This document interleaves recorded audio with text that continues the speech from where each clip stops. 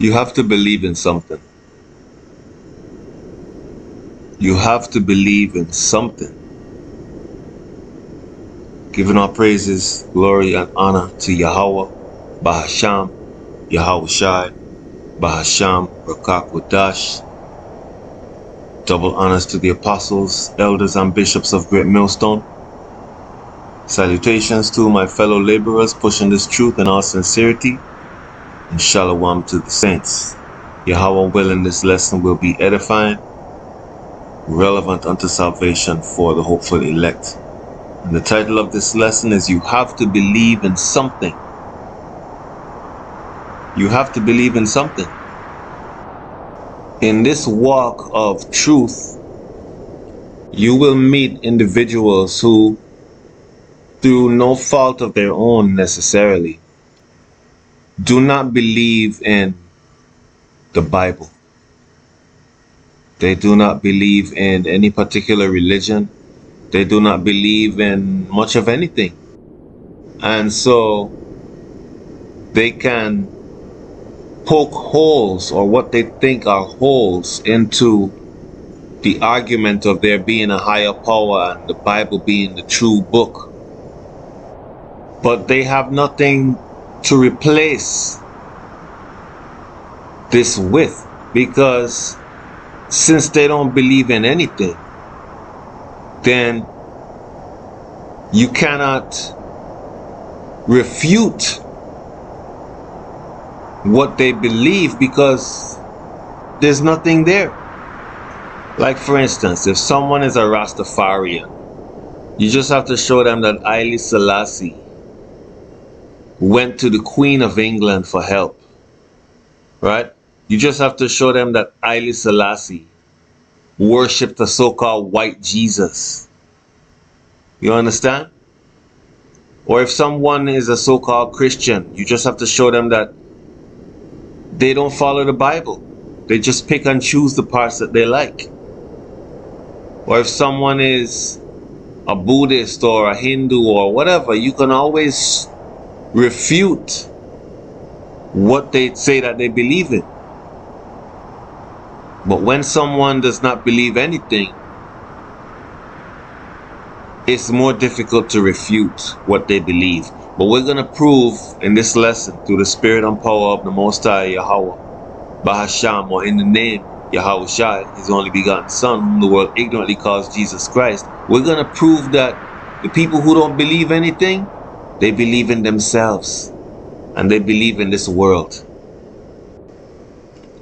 This is the book of Isaiah, the 55th chapter, starting from the 6th verse. It says, Seek the Most High while he may be found. Call ye upon him while he is near. Let the wicked forsake his way, and the unrighteous man his thoughts. And let him return unto the Most High, and he will have mercy upon him, and to our power, for he will abundantly pardon. It says, let the wicked forsake his way, and the unrighteous man his thoughts. Okay? Reading on. Verse 8. For my thoughts are not your thoughts, neither are your ways my ways, saith the Most High. For as the heavens are higher than the earth, so are my ways higher than your ways, and my thoughts than your thoughts. For as the rain cometh down and the snow from heaven, and returneth not thither, but watereth the earth, and maketh it bring forth and bud, that it may give seed to the sower and bread to the eater, so shall my word be that goeth forth out of my mouth. It shall not return unto me void, but it shall accomplish that which I please, and it shall prosper in the thing whereto I sent it. You see that? So when you try to deny the higher power, the higher intelligence, you are placing your own thoughts above the Most High's thoughts. It's a form of pride, because you think you know something. You know, you were just born the other day, but yet you think you know something. You know? Let's get Sirach 3:24. It says, for many are deceived by their own vain opinion, and an evil suspicion hath overthrown their judgment. Yeah, because, perhaps you've gone through certain circumstances in your life that, are horrific. And maybe you did not do anything to deserve such things to happen to you, at least in this dispensation or this lifetime, But part of understanding the truth is that this is not the first time you've been here on this earth, man. We come back after the second and third generation, right? And we receive judgments for what we have done in the past lifetimes. You see? So, and we've done lessons on this. But that evil suspicion that the scripture is speaking about here in Sirach 3:24, that has overthrown your judgment if you are one who doesn't believe in the Most High because you think that, the Most High should never have allowed this or that to happen to you. That's an evil suspicion because you don't have the full story. You don't have the full understanding. That's why it says in Proverbs 3 and 5, let's get that. It says, trust in the Most High with all thine heart, and lean not unto thine own understanding. In all thy ways acknowledge him, and he shall direct thy paths. Be not wise in thine own eyes. Fear the Most High and depart from evil. You see that? So, this thing called faith, it's something that you cannot give yourself. And, the most you can do is ask the Most High to increase your faith, to give you this understanding that only comes from him. That's why I said earlier in the lesson that these people don't believe in the Most High through no fault of their own necessarily, because the belief in the Most High comes from the Most High. The faith that you have comes from the Most High. Even the faith that you don't have. Because the faith that you don't have is not an absence of faith. It's just a redirection of faith. Because if you trust in your own thoughts and in your own mind, then you trust in yourself. And if you trust in yourself, then you also trust in the world. Let's get Jeremiah chapter 17. I'm going to start from the 7th verse. It says, blessed is the man that trusteth in the Most High, Yahawah, Sham, Yahawashi, and whose hope the Most High is. For he shall be as a tree planted by the waters, and that spreadeth out her roots by the river, and shall not see when heat cometh, but her leaf shall be green, and shall not be careful in the year of drought, neither shall cease from yielding fruit. This is the point. Verse 9. The heart, or the mind, is deceitful above all things, and desperately wicked. Who can know it? I, the Most High, search the heart, or the mind. I try the reins, even to give every man according to his ways, and according to the fruit of his doings. You see that? So, when you trust in your heart or your mind, you're not going to find the truth, man.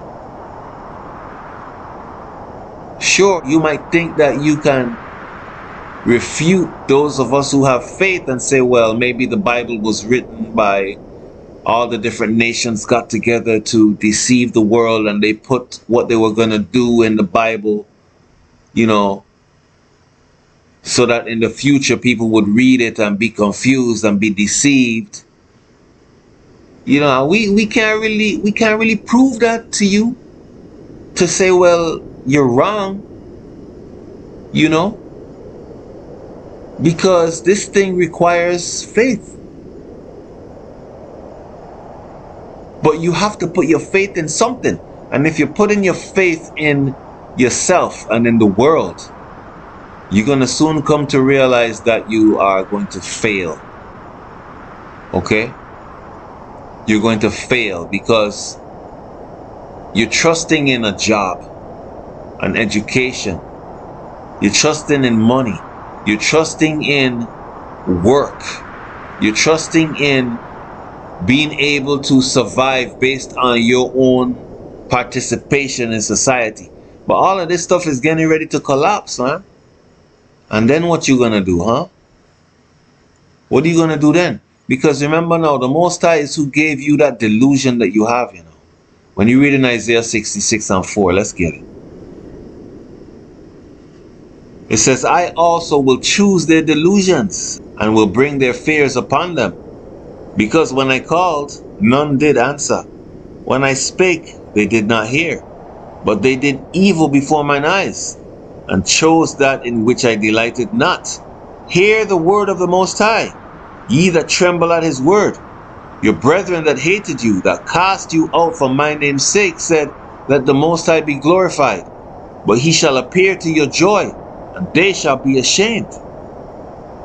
You see that? So the Most High is who gave you that delusion where you're going to trust in your own mind and you're going to trust in this world, because you might think that you don't believe in something, or you don't believe in anything rather, but you actually do believe in something, because you have to believe in something. And if you don't believe in anything according to what you think, you actually believe in your own brain, your own mind, your own thoughts. And by extension, you believe in this world. You check it out? And that is a form of pride. Proverbs 16:18 lets us know that pride goeth before a fall. And that's exactly what's going to happen to you, man. But this is Psalms, the 10th chapter now, starting from the 4th verse. It says, the wicked, through the pride of his countenance, will not seek after the Most High. The Most High is not in all his thoughts. His ways are always grievous. Thy judgments are far above out of his sight. As for all his enemies, he puffeth at them. You see, so the wicked, because of pride, will not seek after the Most High. Because there's one man that will go through calamities and tribulations and, you know, things that happen to him that technically he doesn't deserve, at least according to his life in this lifetime. And he will seek the Most High. And then there's another man who will go through the same types of things and think that he doesn't deserve them and not seek after the Most High. Further, he will deny the existence of the Most High because of what he might have gone through. That's a form of pride. This is Proverbs 29 verse 23. It says, a man's pride shall bring him low, but honor shall uphold the humble in spirit. And this humility that is spoken about here is not being humble before men, but being humble before the Most High, and to acknowledge that you don't know nothing. You know? You only think you know something.